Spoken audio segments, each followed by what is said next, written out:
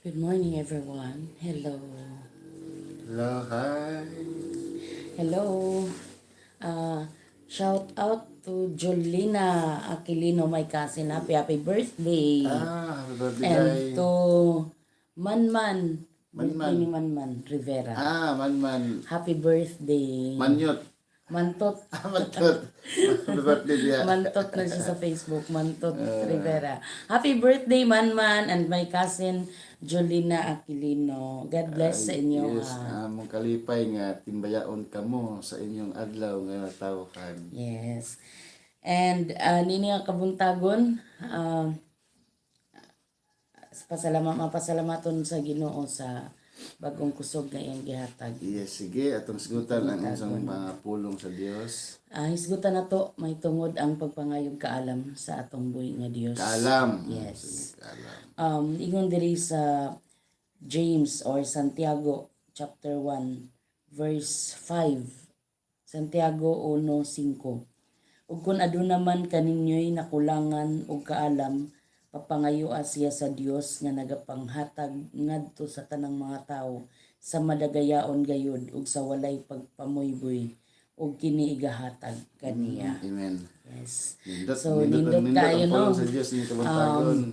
Usa ka maanindot nga butang nga atong pangayoon ang kaalam diha sa Dios tungod kay sa panahon karon daghan og mga butang nga makapalingla sa ato especially diri sa online world no. Daghan kaayo og mga dili maayo nga mabasa nato or makita nato nga mga videos ug sa dihang kung kulang ta og kaalam malingla ta niini no, madala ta dayon. Yes, no, din sa kalibutan nga atong natawhan ana ang gitawag nga fake news. Yes. Ug wala kita magbaton sa kaalam o langit no wisdom, kaalam nga langit non ana kay mga madali kita niini. Yes. Kay gani ang gasa sa Dios sa matag tao ang ato pa kayon sa tumang pag-ampo kanang gitawag og alam o wisdom nga langit non. Ang kaalam gikan sa Dios masangkapan kita gayud sa kahibalo nga diin ang gikan sa Dios nga langit no nagkaalam ana ka nato dili kita mabuntog sa mga pagsulay sa mga piki. Kay usahay karon ang tao mas dako pa siya og kanang panahon sa pagtan-aw dito sa online world, so mas dali siya nga malingla sa nasa Facebook, nasa YouTube, tanan nga mga naadiha kaysa pagtuki sa pulong sa Dios nga imbis kani unta ang word of God ang maghatag sa ato o guide sa matag adlaw. Ang atong panahon is giilog na siya sa cellphone, no? Nailog na siya. Pinakadakong butang nga maayo na to nga dapat natong pangayoon diya sa Dios walay lain kun dili ang kaalam. Tungod kay kung naa ang kaalam, Sa pang mag-asawa, mga balag mga asawa, magbaton gyud kita og kanang kaalam nga dili gikan sa kalibutan, nga dili gikan lahi putong sa eskwelahan. Nga ato gis na eskwela apan kinahanglan gyud itong gikan sa Dios o wisdom.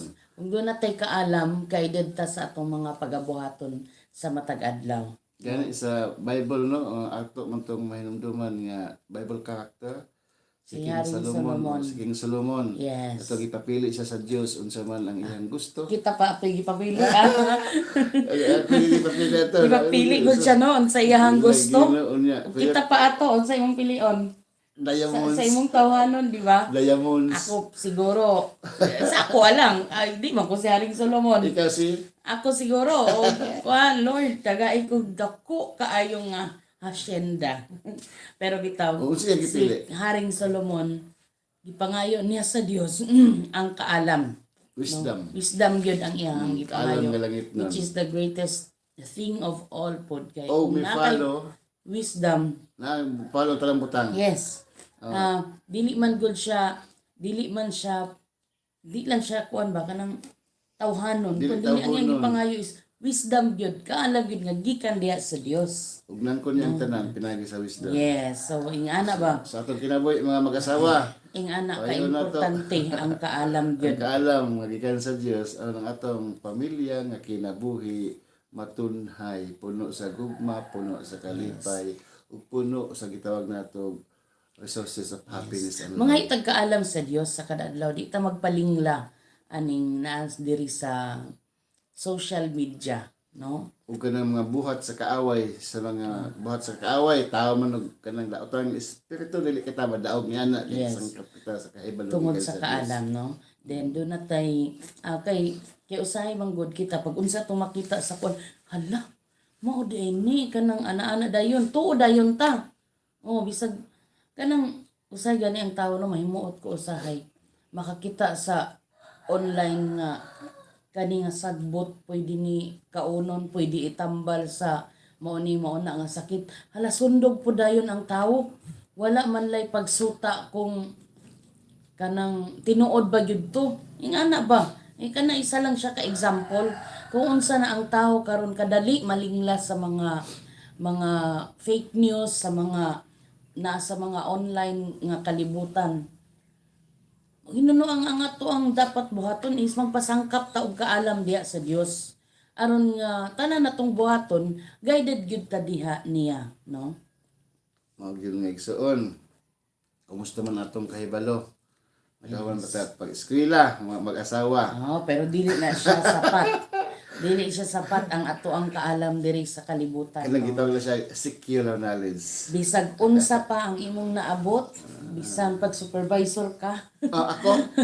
bitaw, bisag God, unsa thank pa ang God. imong posisyon diri sa So, kalibutan. principal ka? Wala, yes, wala gyud mo labaw sa Sa kaalam kaalam sa nga Dios. gikan sa Dios. Mo na atong hinumduman, no? Watay anga ikapanghambog sa atong kaugalingon kung kinsa ta, kung unsa atong naabot, unsa man ato ang nahuman nga mga kurso. Sa pag 50 ka kurso atong nahuman, di gyud ta makalabaw sa kaalam sa Dios. Sa mga mo take og board exam, bisag asa man nga kurso nga ana ang board exam, aya pagsalig sa kaalam sa tao, bagsak gyud ta niya na apan magsalig kita sa kaalam gikan Kaalam sa Dios. gyud sa Dios Ug ang sa tanan pagpamayo. order na, ug ang tanan pastada na. Basa na ang knowledge gikan sa Dios. So kana lang siguro atong i-share din nga kabuntagon. Yes, And I hope na every time mag-ampo ta, pangayon nato Lord taga ikog kaalam nga langit nun. Mao na among ginaingon pud sa among mga kabataan, sa among mga estudyante no nga nasa sakop sa among panimalay. Ingon sila, ayaw gid mo pagsalig sa inyong kaugalingon nga kahibalo. Ask for God's wisdom. Kay diha lang yun mo nay sikreto nako, bata pa lang ko, nakabalo nako nga mangayo sa Ginoo, Lord taga ikog kaalam nga langit nun. Kana dapat atong ishatag sa atong mga anak. Sige, no? mupaubaw sa ta dito ta sa mga estudyante ug mga nagtungha. Pangayo sa Dios ang kaalam, wisdom pilagi sa mga Ayaw pagsalig nga ay memorize na nako ni tanan. Kabalo nako sa mga math operations. No. We need wisdom. Heavenly wisdom. Sige, Nang pangayoon gyud sa matag adlaw sa atong kinabuhi. mga 5 to 7 minutes. Salamat sa inyong pag-watch ug pag-subscribe. This is Ray. And Grace Antonio, Antonio. thank you so much and God bless everyone. Bye-bye. Bye. Subscribe guys sa wala pa nakasubscribe ha. Thank you.